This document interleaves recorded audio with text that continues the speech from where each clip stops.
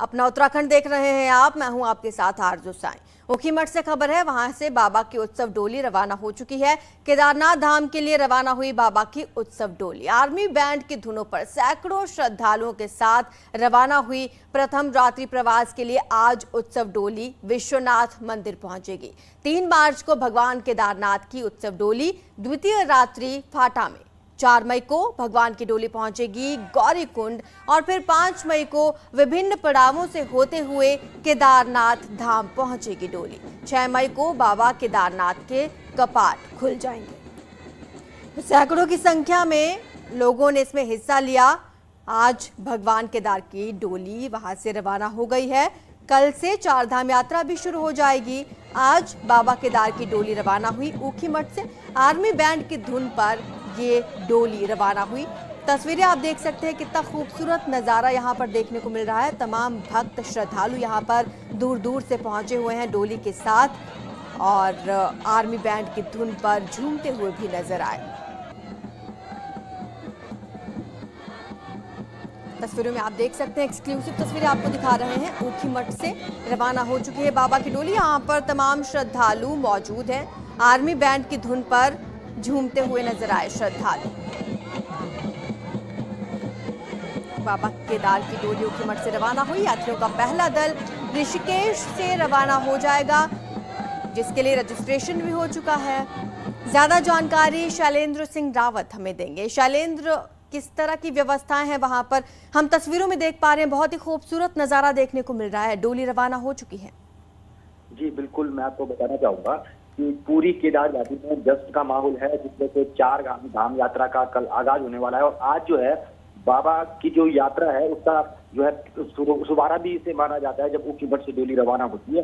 तो बड़ी संख्या में दूर दराज से, पूरे देश भर से जो है लोग जो है यहाँ पे जो श्रद्धालु हैं वो यहाँ पर पहुंचे हैं और बड़े उत्साह के साथ जो है डोली के साथ वो चल रहे हैं। और ये बहुत ही एक सुंदर नजारा यहाँ पर देखने को मिल रहा है, जिसमें से जो सेना के बैंड है उसके साथ जो है डोली रवाना होती है। एक अलग ही दृश्य होता है जिसको देखने के लिए बड़ी संख्या में लोग जुटते हैं। और आज जो है जो बाबा की डोली है वो यहाँ से रवाना हुई है। 5 मई को जो है केदारनाथ धाम डोली पहुंच जाएगी। 6 मई को कपाट खुलने हैं बाबा के। और इस बीच जो है विभिन्न यात्रा पड़ावों पे जो है डोली रात्रि विश्राम करेगी। आज अगर आज की हम बात करें तो आज विश्वनाथ मंदिर जो है वहां पर जो है डोली जो है रात्रि विश्राम करेगी। उसके बाद 3 मई से जो है फाटा में जो है विश्राम करेगी डोली। 4 मई को गौरीकुंड और 5 मई को केदारनाथ धाम पहुंचेगी और 6 मई को कपाट खुलने हैं वहाँ पे। तो लंबा इंतजार जो भक्तों को था वो जो है अब समाप्त की हो रहा है, वो इंतजार जो है खत्म हो रहा है। जी शैलेंद्र, रजिस्ट्रेशन की जिस तरह से बात की गई है, तो जो बाहर के प्रदेशों से लोग आ रहे हैं उन्हें ही रजिस्ट्रेशन कराना पड़ रहा है जो, या फिर जो लोकल लोग हैं उत्तराखंड के या केदारनाथ के आसपास के इलाकों के, वो भी रजिस्ट्रेशन करा रहे हैं अपना? जी बिल्कुल, मैं आपको बताना चाहूंगा कि जितने भी यात्री उत्तराखंड में आते हैं पहले से ही परिपाटी रही है। एक अलग सा जो है एक इंस्टीट्यूशन भी बनाया गया है जिसमें कि यात्रा से आने वाले प्रत्येक श्रद्धालु को रजिस्ट्रेशन करवाना होता है। ऋषिकेश में भी रजिस्ट्रेशन होता है और साथ ही धामों में भी व्यवस्था है और उस धामों के जो पड़ाव हैं वहां पर भी रजिस्ट्रेशन की व्यवस्था होती है।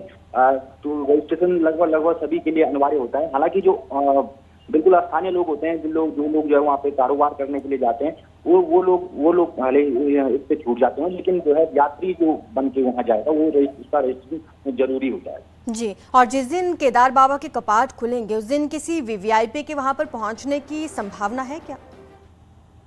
जी, जिस तरह से जो है अभी तक जो बात हो रही थी ये माना जा रहा था कि प्रधानमंत्री भी आ सकते हैं, लेकिन अब तक कोई स्पष्ट ऐसा कुछ कार्यक्रम नहीं आया है।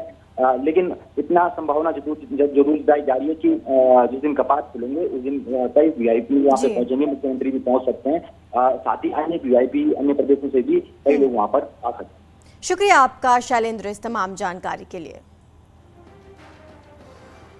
उत्तराखंड में कल से गंगोत्री यमुनोत्री धाम के कपाट खुलने के साथ ही 4 धाम यात्रा की शुरुआत हो जाएगी। वहीं आज से देव डोलियां धामों के लिए रवाना होनी शुरू हो चुकी हैं। आज जहां मुखबा से 12 बजे मां गंगा की डोली रवाना होगी, कल 11:15 बजे गंगोत्री धाम के कपाट श्रद्धालुओं के लिए खोल दिए जाएंगे। वहीं कल खरसाली से मां यमुना की डोली रवाना हो जाएगी और कल 12:15 बजे यमुनोत्री धाम के कपाट भी खोल दिए जाएंगे। तो आपको बता दें कल रवाना हो जाएगी यमुना की डोली और कल गंगोत्री और यमुनोत्री के कपाट खुलने वाले हैं। ज्यादा जानकारी हमारे संवाददाता बलवीर परमार हमें देंगे। बलवीर, किस तरह की व्यवस्थाएं वहां पर की गई हैं? बिल्कुल कंचन, इस समय मुखवा में हम है और मुखवा में पूरी तैयारी हो चुकी है और जो डोली है माँ गंगा की जो भोग मूर्ति जिस डोली में रखी जाएगी और उत्सव डोली उसे कहते हैं, और जो श्रद्धालु है वो यहाँ पे पहुंच रहे हैं, बड़ी संख्या में श्रद्धालु दर्शन करने पहुंच रहे हैं। और ये यहाँ से पैदल डोली जो उत्सव डोली है जिसमें भोग मूर्ति होती है 12:15 पे गंगोत्री धाम के लिए रवाना होगी और सैनिक बैंड बाजा भी यहाँ पे पहुंच चुके हैं। उत्साह भरा माहौल है क्योंकि जो ग्रामीण है मुखवा गांव के, वो बेटी की तरह विदा करते हैं मां गंगा की उत्सव डोली को। तो पूरी तरह से भक्तिमय माहौल है, दूर दूर से जो श्रद्धालु है यहाँ पे पहुंच रहे हैं और इंतजार उस क्षण का किया जा रहा है जब मां गंगा की जो उत्सव डोली है शीतकालीन प्रवास मुखवा से रवाना होगी और उसके लिए दूर दूर से जो श्रद्धालु पहुंच रहे हैं। तो व्यवस्थाएं जो है पूरी कर ली गई है और विधि विधान से पूजा अर्चना भी सुबह से जारी रही और अब इंतजार उसी पल का है क्योंकि 12:15 पे वो समय निकाला गया है जब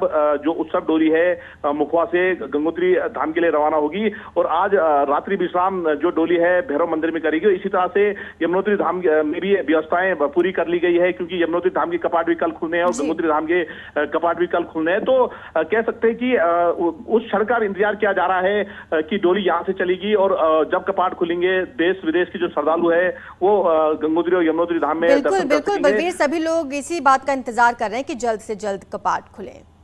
वहीं विश्व प्रसिद्ध चारधाम यात्रा का आगाज आज से हो गया है। सुबह से ही लगभग 600 से ज्यादा यात्री चारधाम यात्रा के लिए अपना रजिस्ट्रेशन कराकर निकलना शुरू हो गए हैं। यात्रा टर्मिनल पर गुजरात, मध्य प्रदेश, राजस्थान, उत्तर प्रदेश से बड़ी संख्या में तीर्थयात्री चारधाम यात्रा के दर्शन करने के लिए आए हुए हैं।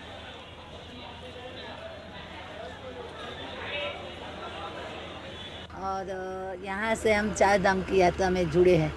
कैसा लग रहा है यात्रा? यात्रा का अनुभव तो अब होगा कैसा है। हम तो जाने की इच्छा थी और इच्छा पूरी होने लगी। हम एमपी से आए हैं। कहाँ की यात्रा पे जा रहे हैं? हम केदारनाथ, बद्रीनाथ, चारधाम की यात्रा, गंगोत्री, यमुनोत्री। कितने लोग आए हैं आपके साथ? हम 5 जन हैं जी। और एक बेटी है छोटे से। तो कैसा अनुभव लग रहा है उत्तराखंड में आने का आपको? केदारनाथ तो देखना है, सपना है, ड्रीम है पूरा। चारधाम की यात्रा सास ससुर के साथ आई हूँ मैं। उत्तराखंड में चारधाम यात्रा का आगाज होने जा रहा है। आज ऋषिकेश से लगभग 8 या 10 बसों का बेड़ा जो है वो यात्रियों को लेकर चारधाम यात्रा के लिए निकलेगा। इस समय बड़ी संख्या में तीर्थयात्री अपना रजिस्ट्रेशन कराकर ऋषिकेश से गंगोत्री, यमुनोत्री, बद्री, केदार के लिए निकल रहे हैं। ऋषिकेश से आशीष डोभाल, न्यूज़ 18। देहरादून से बड़ी खबर आ रही है जहां पर फॉरेस्ट फायर को लेकर मीटिंग करेंगे सीएम। जंगलों में लगी आग को लेकर ये बैठक होनी है। सुबह 11:30 बजे सचिवालय में ये मीटिंग होगी। जिलों से वर्चुअल जुड़ेंगे फॉरेस्ट डिपार्टमेंट के ऑफिसर्स। तो आपको बता दें जंगलों में लगातार आग की घटनाएं बढ़ रही हैं, ऐसे में ये मीटिंग बेहद अहम हो जाती है। सुबह 11:30 बजे सचिवालय में इसका आयोजन किया गया है और सीएम पुष्कर सिंह धामी ये बैठक लेंगे, खुद इसकी अध्यक्षता करेंगे। तमाम जरूरी दिशा निर्देश ऑफिसर्स को दिए जा सकते हैं। इस मीटिंग में फॉरेस्ट ऑफिसर्स खुद मौजूद रहेंगे। सीएम पुष्कर सिंह धामी को रिपोर्ट सौंपेंगे। वर्चुअली जुड़ेंगे वन अधिकारी। सभी जिलों से ऑफिसर्स वर्चुअली इस मीटिंग में शामिल होंगे और अपने अपने इलाके की जानकारी देंगे। साथ ही कयास ये लगाए जा रहे हैं कि सीएम पुष्कर सिंह धामी कुछ खास दिशा निर्देश इन ऑफिसर्स को दे सकते हैं। ज्यादा जानकारी हमारे संवाददाता सुनील नवप्रभात हमें देंगे। सुनील, ये बैठक अभी शुरू ही होने वाली है कुछ ही देर में, क्या लगता है कि किस तरह के दिशा निर्देश सीएम धामी फॉरेस्ट ऑफिसर्स को दे सकते हैं आज?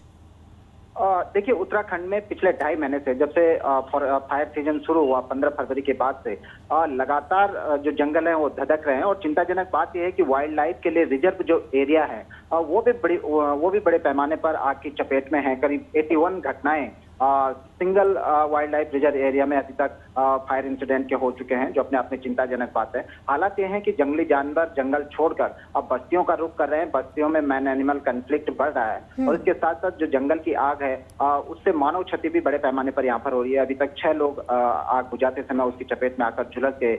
2 लोगों की मौत हो गई, जिसमें एक खुद फॉरेस्ट डिपार्टमेंट का कर्मचारी है। तो इसको इसको लेकर आज मुख्यमंत्री जो फॉरेस्ट के चीफ सेक्रेटरी हैं उनके साथ जो जिलों के डीएम हैं, क्योंकि इसमें ये भी निर्देश दिए गए थे कि जो डीएफओ हैं, जो फॉरेस्ट डिवीजन ऑफिसर हैं, वो डिस्ट्रिक्ट मजिस्ट्रेट से भी कोऑर्डिनेशन करें कि किस तरह से आग को बुझाया जाए। तो इस पूरी रिपोर्ट पर आज मुख्यमंत्री समीक्षा कर सकते हैं और कुछ जरूरी आवश्यक निर्देश भी दे सकते हैं कि यदि बजट की आवश्यकता नहीं है तो बजट रिलीज किया जा सकता है, यदि मैन पावर की कमी है तो मैन पावर को लगाया जा सकता है, और यदि कहीं जरूरत है कि अगर आपको हेलीकॉप्टर चाहिए आग बुझाने के लिए, जैसे कि पिछले सालों में यहाँ पर हेलीकॉप्टर का प्रयोग होता रहा है, तो उसको लेकर भी आज मंथन हो सकता है। सुनील, पीछे कुछ ऐसी भी खबरें आई थी कि जो डीएफओ हैं वो इस इलाके में नहीं रह रहे हैं, दूसरे इलाके में रह रहे हैं। हालांकि हो सकता है कि इस बात पर भी दिशा निर्देश दिए जाएं। बहुत बहुत शुक्रिया आपका इस तमाम जानकारी के लिए। मसूरी विधानसभा के नया गांव में सीएम धामी के लिए अभिनंदन कार्यक्रम का आयोजन किया गया। इस दौरान उनके साथ मसूरी के विधायक गणेश जोशी भी मौजूद रहे। कार्यक्रम में मुख्यमंत्री ने लोगों का आभार प्रकट करते हुए कहा कि उनके बल पर बीजेपी मिथक तोड़ने में कामयाब हुई और दोबारा भारी बहुमत से सरकार बनाई। मुख्यमंत्री धामी ने कहा कि हम भ्रष्टाचार मुक्त सरकार देने को लेकर संकल्पबद्ध हैं। नेतृत्व में हम एक छोटे से कार्यकर्ता मंत्री हमारे बहुत ही, क्योंकि खबर यह है कि उत्तराखंड के छात्रों को अब वेद, पुराण, रामायण, श्रीमद् भगवद गीता और उपनिषद को भी पढ़ाया जाएगा। शिक्षा मंत्री धन सिंह रावत ने कहा कि इन विषयों को पाठ्यक्रम में शामिल करने के लिए लोगों से सुझाव लिए जाएंगे और उनकी राय के बाद ही इसे पाठ्यक्रम में शामिल किया जा सकता है। इसके साथ ही उत्तराखंड के राज्य आंदोलन के इतिहास को भी सिलेबस में शामिल किया जा सकता है, ताकि छात्रों को राज्य के वीरों और शहीदों के बारे में जानकारी मिल सके।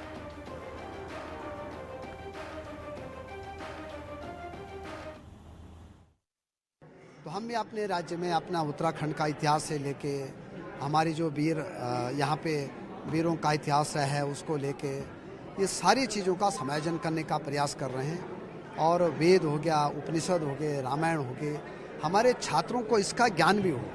इसके लिए हम एक बार पब्लिक वोमेन से कुछ डोमेन से जो है लोगों से पूछ रहे हैं कि हम इसको कैसे समायोजित कर सकते हैं, और निश्चित रूप से अपने छात्रों को इसका ज्ञान भी जरूर होना चाहिए। मसूरी विधानसभा के नया गांव में सीएम धामी के लिए अभिनंदन कार्यक्रम का आयोजन किया गया। इस दौरान उनके साथ मसूरी के विधायक गणेश जोशी भी मौजूद रहे। कार्यक्रम में मुख्यमंत्री ने लोगों का आभार प्रकट करते हुए कहा कि उनके बल पर बीजेपी मिथक तोड़ने में कामयाब रही है। धर्म में नहीं लिखा हुआ है, हमारे घर वाले कहते हैं भैया तू क्या करके आ गया, चल निकल जा।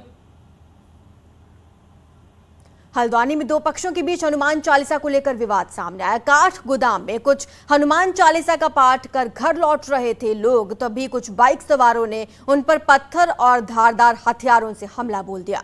पूरे मामले की खबर हिंदू संगठनों को मिलते ही बखेड़ा खड़ा हो गया। संगठनों ने पुलिस को सभी आरोपियों की गिरफ्तारी के लिए मंगलवार तक का अल्टीमेटम दिया। पुलिस ने शुरुआती जांच के बाद 10 संदिग्धों को गिरफ्तार कर लिया है। बाकी आरोपियों की तलाश की जा रही है। सीसीटीवी फुटेज की मदद इसके लिए ली जा रही है। लगभग 50 से 60 लोगों का एक झुंड कुछ हनुमान भक्तों को और जिन्होंने भगवा धारण किया था उनके ऊपर उन्होंने हमला किया। धारदार हथियार से लेकर पत्थर इत्यादि सभी से उनके द्वारा हमला किया गया। और स्थानीय निवासियों का ये कहना है कि इतनी पत्थर की बरसात हमने कभी देखी भी नहीं। कुछ लोगों ने पथराव किया है। हनुमान चालीसा पाठ करने के बाद कुछ लोग बाहर निकल रहे थे तो आपस में कुछ तकरार हुई। इनमें पथराव की बात जब सामने आई तो पुलिस मौके पे पहुंची है और उसके बाद तमाम सारे लोग जो हिंदू संगठनों के थे वो थाने पे आए, उनके द्वारा तहरीर दी गई है। उस तहरीर पे एफआईआर कायम की गई है और इस प्रकरण की जाँच शुरू कर दी गई है। इसमें अभी तक 10 लोग गिरफ्तार किए जा चुके हैं। नैनीताल के जोलीकोट में नैन्सी कॉन्वेंट में जमकर हंगामा हुआ। दरअसल स्कूल की छात्राओं ने प्रबंधन पर उत्पीड़न का आरोप लगाया और विरोध जताया। नर्सिंग छात्राओं ने आरोप लगाया है कि उनका प्रबंधन उत्पीड़न कर रहा है, उनके मोबाइल की चैटिंग पढ़ी जा रही है। छात्राओं के हंगामे की खबर के बाद पुलिस मौके पर पहुंची, लेकिन मीडिया को गेट पर ही रोक कर ताला जड़ दिया गया और कॉलेज में हंगामा यूं ही चलता रहा। करीब 3 घंटे बाद मामला किसी तरह शांत हुआ। हालांकि कॉलेज प्रबंधन इसे छोटी घटना बताकर अपना पल्ला झाड़ रहा है। वहीं पुलिस ने कहा कि कुछ लड़कियों का फोन आया था, उनकी कुछ मांगे थी, जिसे मौके पर पहुंचकर दोनों में समझौता करा दिया गया है।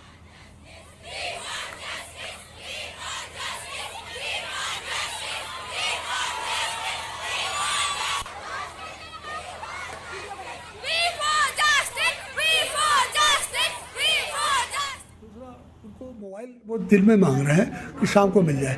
हम सवेरे 6 बजे से लेके 10 बजे तक मोबाइल दे देते, पेरेंट्स भी नहीं अलाउ करते कि उनको दिन भर भलावत दिया जाए।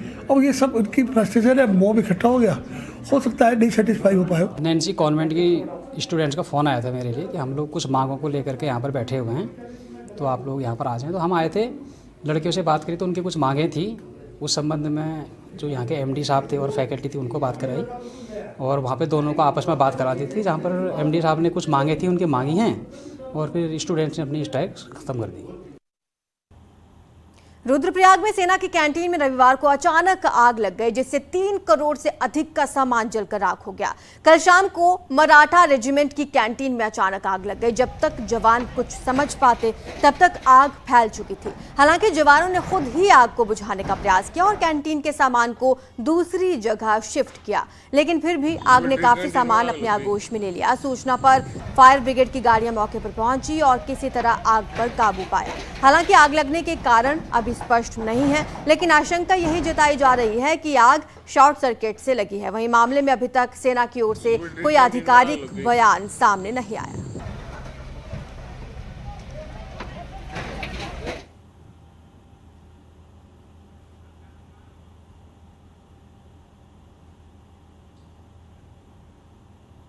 देहरादून के राजपुर इलाके में मसूरी रोड पर एक घर में भीषण आग लग गई। आग लगने की सूचना पर फायर ब्रिगेड की गाड़ियां मौके पर पहुंची और कड़ी मशक्कत के बाद इस आग पर काबू पाया। आजू-बाजू के लोग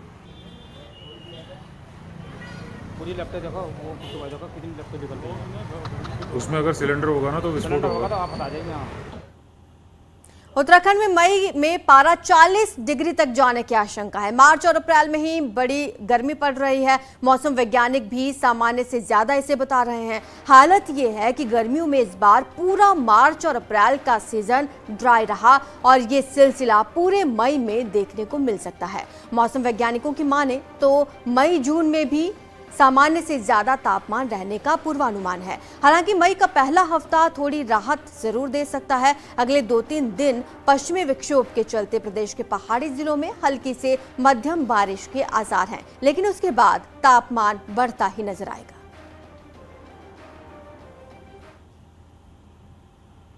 मई की अगर ओवरऑल बात करें, जो हमारा हेडक्वार्टर से जो आता है मंथली रिव्यू, उसके अनुसार जो मई में भी जो अभी लग रहा है कि तापमान जो है अधिकतम जो तापमान है सामान्य से ऊपर रहने की संभावना है। अप्रैल की बात करें तो जो सामान्य से जो है 80% कम वर्षा, लगभग जो है 80% से कम वर्षा मिली है अप्रैल में। ऐसे मार्च में भी काफ़ी जो है कम वर्षा मिली थी। देहरादून में टूरिस्ट प्लेस में इन दिनों लोगों की जबरदस्त भीड़ उमड़ने लगी है। रोवर्स केव, सहस्त्रधारा जैसे पर्यटक स्थल इन दिनों गुलजार हो रहे हैं। हालांकि कोविड प्रोटोकॉल का पालन कराना भी यहां कम चैलेंजिंग नहीं है।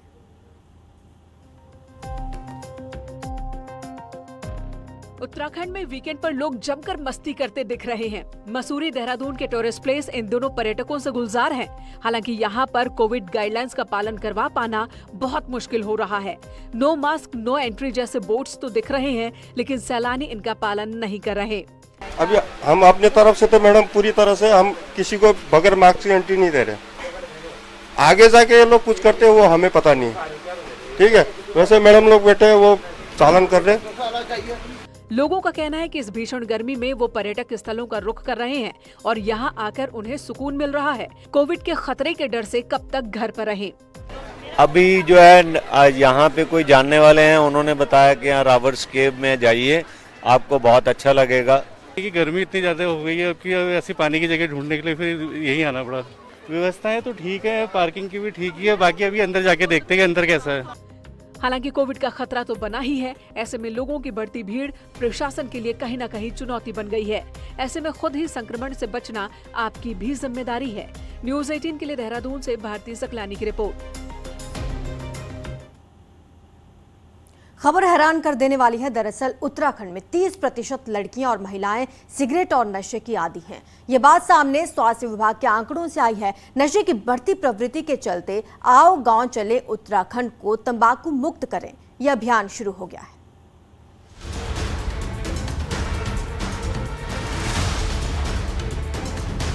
उत्तराखंड में 25% से ज्यादा लोग तंबाकू के सेवन की वजह से कैंसर जैसी बीमारियों की तरफ तेजी से बढ़ रहे हैं और उससे भी खतरनाक ये उन लोगों के लिए है जो खुद तो सिगरेट तंबाकू नहीं पीते लेकिन ऐसे लोगों के संपर्क में है जो तंबाकू के आदी हैं। ऐसे में अब हेल्थ डिपार्टमेंट ने आओ गाँव चलें उत्तराखंड को तंबाकू मुक्त करें अभियान शुरू किया है। देखिए, अभी जो आंकड़े हैं कि पूरे भारतवर्ष में लगभग 28% लोग तंबाकू, बीड़ी, सिगरेट का सेवन करते हैं। फिर हर गांव तंबाकू मुक्त कैसा हो, हर विद्यालय को तंबाकू मुक्त कैसे करवाया जाए। 31 तारीख को विश्व तंबाकू दिवस आता है। उस दिन हम 5 लाख लोगों से शपथ इसमें लिवाएंगे। NRHM की डायरेक्टर बताती हैं कि 32% लड़के और 30% लड़कियां सिगरेट तंबाकू पीते हैं। उत्तराखंड में कुल आंकड़ा 26.5% तक पहुंच चुका है। देखें तो करीब बॉयज़ 32% है और गर्ल्स 30% है, तो मतलब कोई ज़्यादा फर्क नहीं है। लड़के भी उतना स्मोक कर रहे हैं जितनी लड़कियां स्मोक कर रही हैं। तो 32% ऑफ एडोलेसेंट की बात करें तो बहुत बड़ा, क्योंकि जो हमारे बच्चे हैं अराउंड 30 लाख ये निकलते हैं, तो 30 लाख में से 30% स्मोक करना बहुत बड़ा नंबर है अगर आंकड़ों में डालें।